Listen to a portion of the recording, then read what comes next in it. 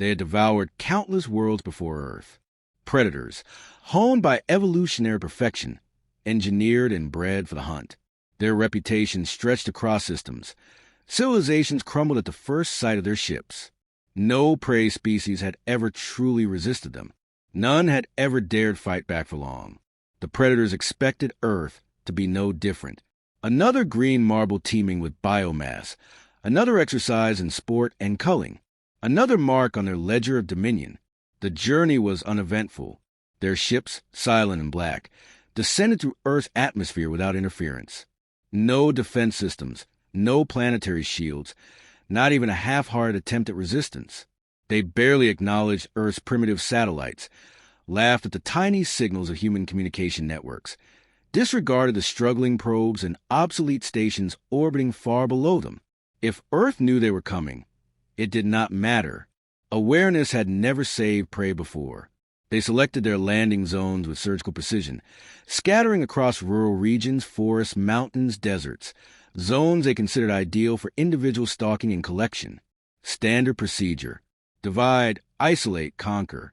Humanity's rural populations would vanish first, dissected in the dark before the urban centers even realized something was wrong. The predators stepped from their landing crafts with weapons designed to neutralize anything that moved, armor designed to withstand plasma fire, enhanced senses capable of tracking prey across miles of terrain. The air smelled strange. Rich, thick, almost oily with the weight of untamed biology. Earth was more alive than any world they'd culled in centuries. A curious note, but irrelevant. The predators activated their scanners, found thermal signatures of humans scattered across the terrain, and began the hunt. The first kills were almost disappointingly easy. A man chopping behind his isolated cabin fell without even raising an alarm. A pair of hikers, deep in a national park, vanished without a trace. A fisherman by a remote lake, a hunter deep in the woods, a farmer inspecting his field at dusk, snatched, slaughtered, cataloged. The predators moved like shadows, efficient and ruthless. The humans screamed, they bled, they died, as all prey did. But then the anomalies began. The first was a woman walking alone at night on a dirt road. She should have fled, should have panicked. Instead, when the predator squad approached, she turned to face them. She raised no weapon, carried no shield. Yet she smiled a twisted, knowing smile and whispered words the translator barely caught. "You're not the first monsters we've killed." They moved to strike, and found themselves under fire. Crude projectiles, yes, primitive firearms compared to plasma rifles and molecular blades. But the humans were marksmen. Bullets found gaps in armor, shattered optics, crippled joints. They were forced to retreat, leaving behind their dead, a thing that had not happened in generations. The next human they encountered was an old man tending his cattle. He was alone, unarmed. They approached casually, expecting no resistance. But the cattle turned on them first, massive, snorting beasts that gored and trampled two predators before the man lifted a rusted shotgun and finished the job himself. Another isolated farmstead yielded no bodies, only traps, pits dug into the earth and camouflaged, spring-loaded spikes, tripwires connected to explosives. 3 predators were crippled, and when their comrades moved to rescue them, they found themselves under sustained, coordinated fire from unseen assailants. The wounded were left behind. Confusion began to spread. These were supposed to be isolated incidents, statistical anomalies. But the pattern grew. Human settlements that should have been easy pickings were fortified. Families worked in concert, communicating through signals the predators couldn't intercept, laying ambushes the sensors failed to detect. Entire squads disappeared without a trace, trackers lost in the wilds. Others returned to their dropships only to find them sabotaged, wrecked from within by means too primitive to anticipate. The predators' arrogance wavered. They began moving in larger groups, abandoning the elegant single-hunter tactics they perfected across countless worlds. Yet even then, they could not stem the bleeding. It was not just humanity's technology or tactics. It was something deeper, something wrong in the human spirit. Prey species fought for survival. Humans fought for dominance. They adapted at speeds that defied prediction, exploiting weaknesses the predators didn't realize they had. A failed ambush one night became a death trap the next. A missed shot became a lesson learned, corrected, and improved by dawn. The humans were not reacting to the invaders with fear. They were responding with hunger. The predators attempted a show of force, gathering into a hunting party of 50 warriors to raise a rural town. They moved at night, assuming the cover of darkness would give them advantage. It did not. The first predator to die that night didn't even hear the shot that killed him. High-velocity rounds punched through his skull from half a mile away. The next fell to a snare that yanked him into a hidden pit filled with sharpened stakes. Another trip of wire that released a swarm of sharpened metal fragments, tearing armor and flesh alike. The predators tried to retreat, but found themselves cut off. Roads had been sabotaged, bridges destroyed. The humans herded them into kill zones like cattle, striking from impossible distances, from the trees, from underground bunkers they had dug overnight. When the sun rose, only 7 predators staggered back toward their ship. They carried no trophies, only wounds. And then the messages began. Predator communication networks, supposedly encrypted beyond the reach of primitive species, were hijacked, scrambled, mocked. Human voices speaking in dozens of languages taunted them, describing the fate that awaited them, warning them that they would not be allowed to leave. At first, the predators dismissed it as technical interference. Then they found the bodies. Predator corpses hung from trees, arranged in grotesque, deliberate displays. Armor cracked open like shellfish, weapons dismantled and scattered, equipment repurposed into crude totems. It was not just killing. It was art. It was a message. You are not welcome here. For the first time, true fear gripped them. Commanders called for reinforcements, for heavier weapons, for orbital support. But their ships were silent, sabotaged, disabled. Some had been destroyed outright, engines ruptured, cores overloaded by primitive but devastatingly effective means. They were trapped. The environment itself turned against them. Weather systems battered them with storms. Animals attacked them in unpredictable waves.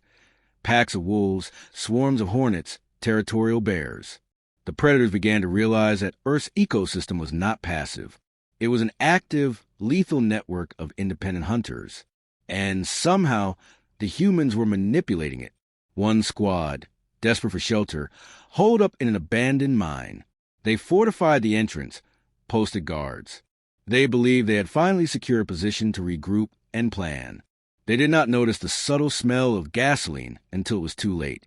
The mine exploded, collapsing inward, burying them alive.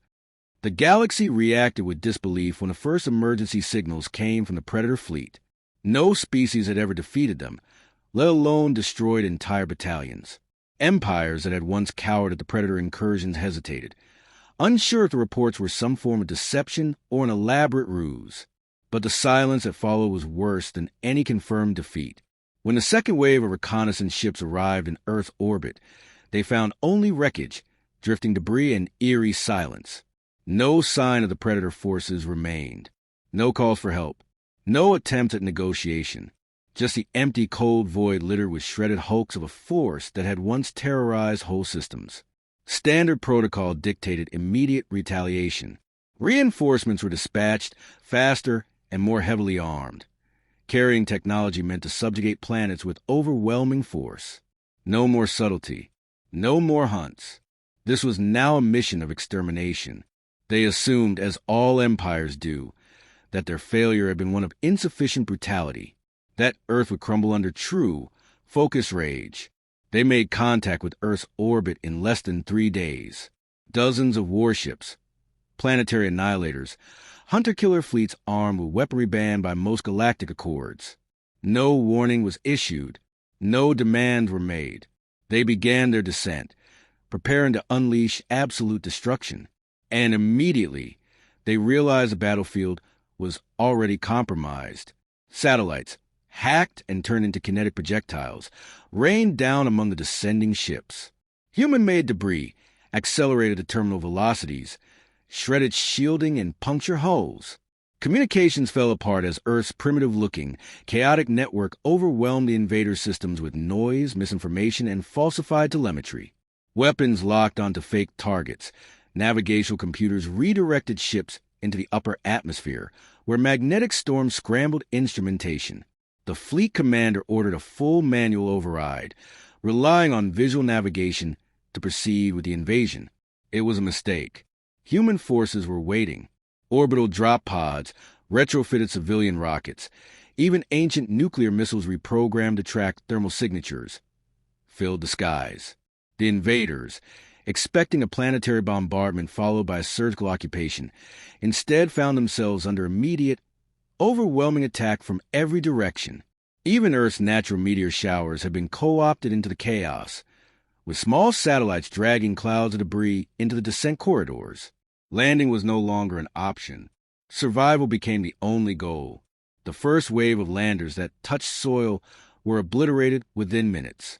Improvised artillery, railguns cobbled together from mining equipment, electromagnetic cannons designed by hobbyists and rogue engineers, tore through the alien vehicles. Squadrons that managed to survive impact found themselves isolated, cut off from command, surrounded by invisible enemies who attacked with brutal precision. Earth's governments, so often fractured and chaotic in times of peace, had united with terrifying efficiency. There were no treaties, no negotiations, no rules of engagement. There was only a singular, overwhelming doctrine. Humanity would not fall. What the aliens could not comprehend was that Earth's greatest wars had been against itself. Humanity had learned all the brutal lessons long before aliens ever looked their way. Cities designed to withstand nuclear annihilation turned into fortress networks. Subway systems became underground highways for military logistics. Civilian populations, armed with centuries of accumulated tactical knowledge, moved like guerrilla forces, coordinating strikes, feints, and ambushes with an instinct born of endless history. Entire regions vanished from alien sensors. Dense forests shattered cities, scorched deserts. Areas that should have been barren or easily mapped turned into labyrinths of death. Drones the size of insects hunted commanders, delivering poison or explosives with surgical precision. Fields of nanite chaff rendered advanced targeting useless. Basic but devastating traps, from pressure mines to improvised chemical weapons, lurked in every shadow. The alien superior technology became their weakness. They relied on systems that were now sabotaged, hacked, or rendered irrelevant by human unpredictability. Their energy weapons, devastating in open conflict, struggled in Earth's dense and erratic atmosphere. Their heavy armor, designed for alien biomes, bogged them down in mud, collapsed into sinkholes, or became magnets for electromagnetic strikes. Humanity's attacks evolved in real time. Every captured piece of alien tech was studied, dissected, and redeployed against its makers. Plasma rifles stripped for parts became components of localized EMP devices. Anti-grav units ripped from downed dropships were repurposed into mines that detonated midair, ripping invaders apart with invisible force. No human unit fought the same way twice. No strategy was repeated. No pattern allowed to persist. If one village was razed, the next was a fortified nightmare. If one human squad was wiped out, 10 more adapted their tactics, ensuring the invaders paid for every inch of ground with blood. The second wave began to falter. Command structure collapsed. Orders were issued but could not be enforced. The invaders had been taught to expect obedience, fear, desperation. They found only hatred. Every human captured either escaped or died, causing as much harm as possible. Suicide attacks were not only accepted but coordinated. Children, old men, civilians with no formal training, fought with the ferocity of cornered beasts, using everything at their disposal. Fire, acid, ancient weapons, viruses coded into the invaders' own systems.